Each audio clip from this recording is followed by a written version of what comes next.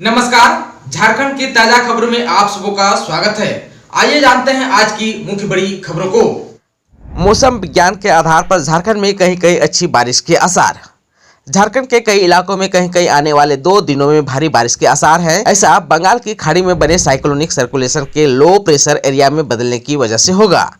मौसम केंद्र वैज्ञानिक अभिषेक आनंद के मुताबिक बंगाल की खाड़ी में लो प्रेशर एरिया के प्रभावी होने से पूर्वोत्तर से बारिश के कारक नम हवा का बहाव आरंभ होगा। उन्होंने बताया कि संभावना है कि झारखंड में इसके प्रभाव से कहीं कहीं भारी बारिश हो जाए। राज्य के दक्षिणी, मध्य और उत्तरी भाग में 2 दिन तक मौसम में बदलाव के संकेत हैं। बताया गया है कि सोमवार और मंगलवार को राज्य के सभी इलाकों में आसमान में बादल छाए रहेंगे। इस दौरान हल्के से मध्यम दर्ज की और कहीं कहीं बूंदाबूंदी के बीच मेघ गर्जन और वज्रपात भी होगा। उन्होंने बताया कि झारखंड में अभी मानसून कभी सामान्य तो कभी कमजोर स्थिति में चल रहा है। इसके बावजूद सिस्टम के प्रभावी होने से अच्छी बारिश की संभावना है। खबर है झारखंड के सिमडेगा से। सिमडेगा में अगले महीने होगा जूनियर नेशनल हॉकी का मैच। रांची में हॉकी झारखंड की 8वीं वार्षिक आम सभा एवं कार्यकारिणी समिति की बैठक अध्यक्ष भोलानाथ सिंह की अध्यक्षता में हुई। टोक्यो ओलंपिक में शानदार प्रदर्शन करने वाले निक्की प्रधान एवं सलीमा टेटे के साथ निक्की के प्राथमिक कोच दशरथ महतो, सलीमा के प्राथमिक कोच प्रतिमा बरवा को मौके पर सम्मानित किया गया। साथ ही 11वें जूनियर महिला हॉकी इंडियन नेशनल चैंपियनशिप अगले महीने सिमडेगा झारखंड में होगा।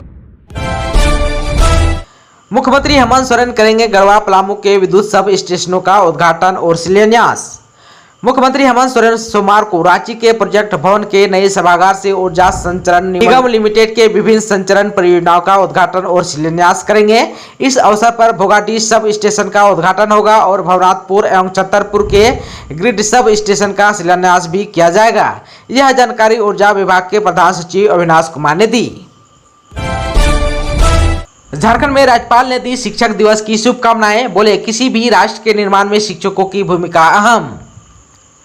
राज्यपाल रमेश बैस ने पूर्व राष्ट्रपति एवं महान दार्शनिक और शिक्षाविद भारत रत्न डॉक्टर सर्वपल्ली राधाकृष्णन की जयंती पर उन्हें नमन करते हुए उनके प्रति अपनी श्रद्धा सुमन अर्पित की। उन्होंने देश और समाज को मार्गदर्शन प्रदान करने वाले सभी शिक्षकों और गुरुजनों को शिक्षक दिवस की हार्दिक बधाई और शुभकामनाएं दी। उन्होंने कहा कि किसी भी राष्ट्र के निर्माण में शिक्षकों की अहम भूमिका होती है। झारखंड में कोरोना संक्रमण के पिछले 24 घंटे में मिले 9 पॉजिटिव मरीज, 16 ठीक भी हुए। धनबाद में एक संक्रमित ने तोड़ा दम। पिछले 24 घंटे में झारखंड के विभिन्न जिलों में 9 पॉजिटिव मरीजों की पहचान की गई। वहीं 16 लोगों ने कोरोना को मात भी दी। इधर धनबाद में एक संक्रमित की मौत हो गई। अब राज्य में 133 एक्टिव केस बचे हैं। अब तक राज्य में 3,47,933 पॉजिटिव मरीजों की पहचान की जा चुकी है, जबकि 3,42,660 लोग ठीक हो चुके हैं। 24 घंटे के भीतर कहां से कितने मरीज मिले, आइए इनके बारे में भी जान लेते हैं। पूर्वी सिंहभूम से 1, हजारीबाग से 1, रांची से 6 और साहिबगंज से 1 संक्रमित पाए गए। झारखंड सिविल सर्विस प्रीलिम्स परीक्षा का एडमिट कार्ड जारी।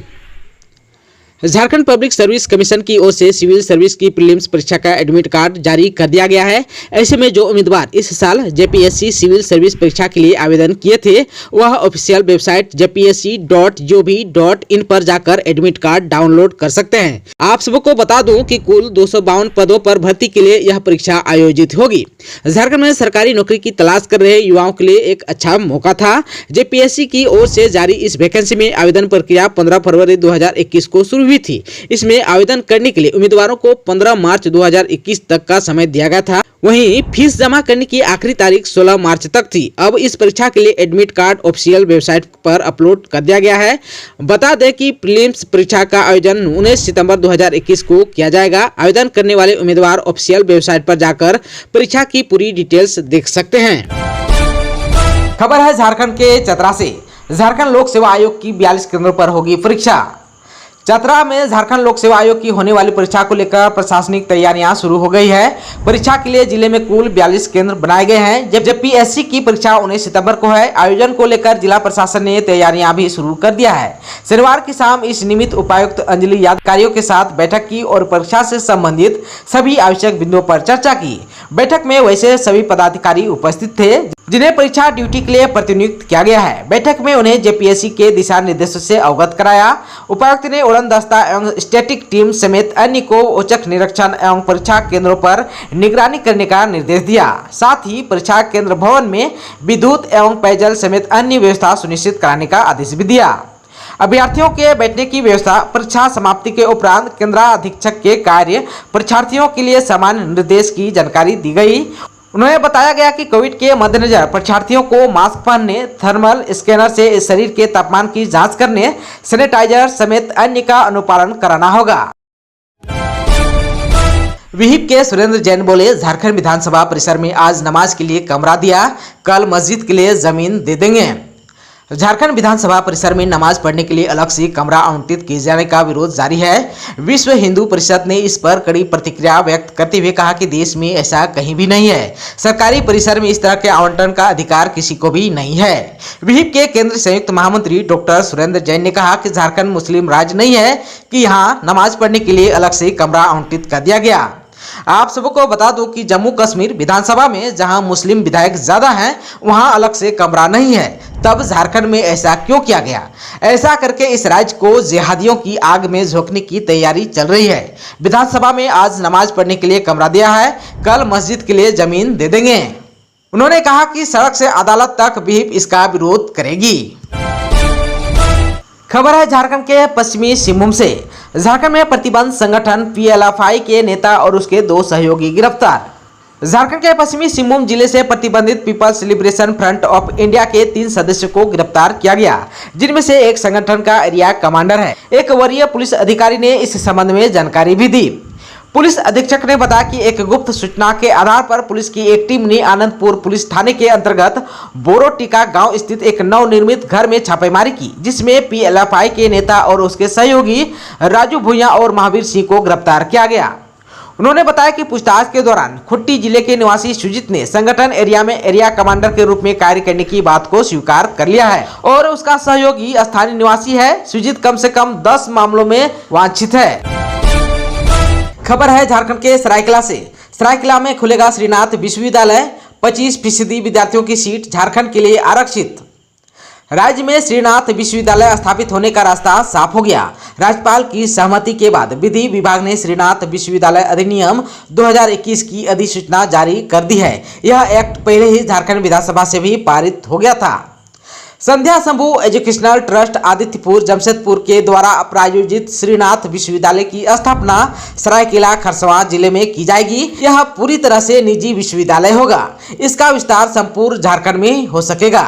विश्वविद्यालय में कुलपति, प्रति कुलपति, कुल सचिव सहित सभी आवश्यक पद सृजित किए जाएंगे। विश्वविद्यालय को राज्य सरकार या केंद्र सरकार से किसी भी प्रकार का अनुदान या वित्तीय सहायता नहीं दी जाएगी। खबर है झारखंड के रांची से। कांग्रेस प्रदेश अध्यक्ष से मिला अखिल झारखंड प्राथमिक शिक्षक संघ, शिक्षकों के मुद्दों से कराया गया अवगत। अखिल झारखंड प्राथमिक शिक्षक संघ का शिष्टमंडल झारखंड कांग्रेस के प्रदेश अध्यक्ष राजेश ठाकुर से मिलकर शिक्षकों के कुछ महत्वपूर्ण मुद्दों के समाधान में सहयोग करने का निवेदन रखा। मौके पर राजेश ठाकुर द्वारा 5 सितंबर को उपस्थित सभी शिक्षकों को पुष्प भेंट कर शिक्षक दिवस पर शिक्षकों के प्रति सम्मान व्यक्त किया गया। आप सबको बता दूं कि राजेश ठाकुर को इन मुद्दों से अवगत कराया गया। जनवरी 2006 से शिक्षकों के उत्क्रमित वेतनमान के अनुरूप फिटमेट टेबल्स S12 में वेतन निर्धारण करना, जिसमें मैट्रिक प्रशिक्षित का न्यूनतम वेतनमान 16,290 होना चाहिए।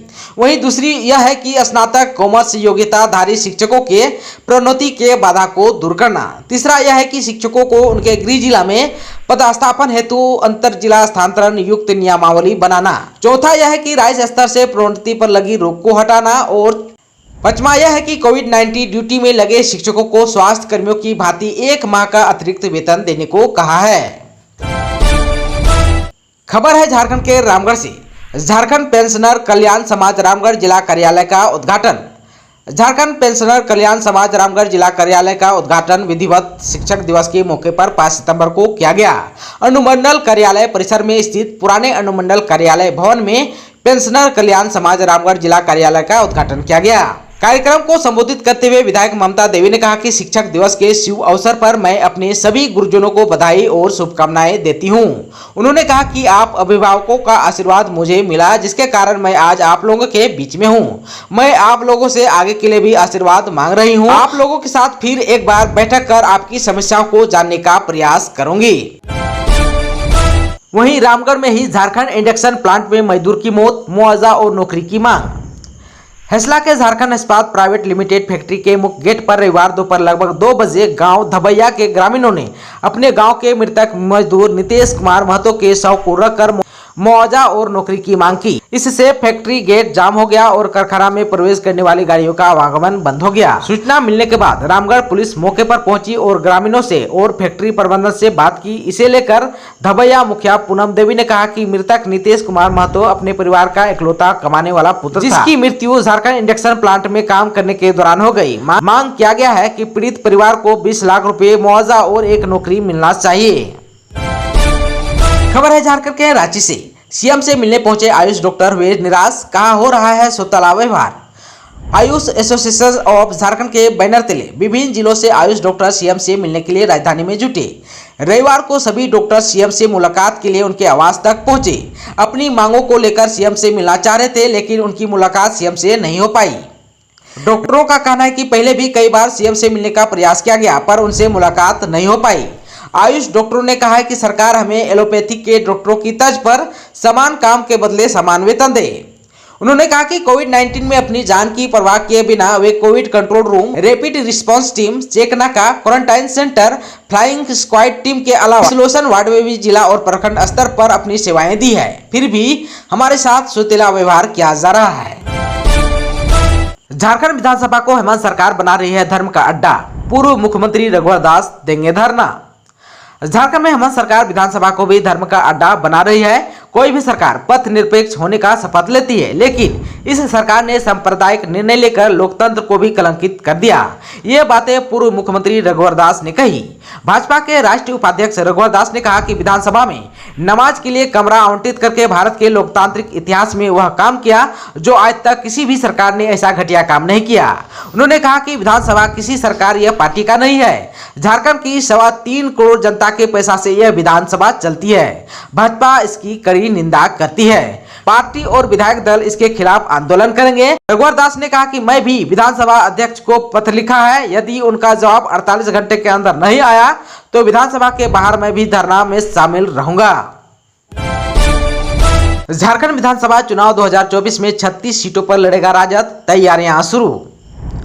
झारखंड प्रदेश राष्ट्रीय जनता दल की शनिवार को पार्टी कार्यालय में हुई बैठक में पार्टी को मजबूत करने के लिए कार्यकर्ता और जिला प्रभारियों को जिम्मेदारी दी गई। प्रदेश अध्यक्ष अभय कुमार सिंह ने 6 महीने में संगठन को मजबूत करने पर जोर दिया और कहा 24 के चुनाव में राजद 36 सीटों पर चुनाव लड़ेगी, जिसकी तैयारियां शुरू कर दी गई है।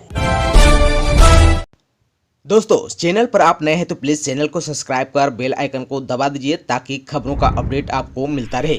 इसके साथ ही आज के खबरों में बस इतना ही। हमें दीजिए इजाज़त। नमस्कार।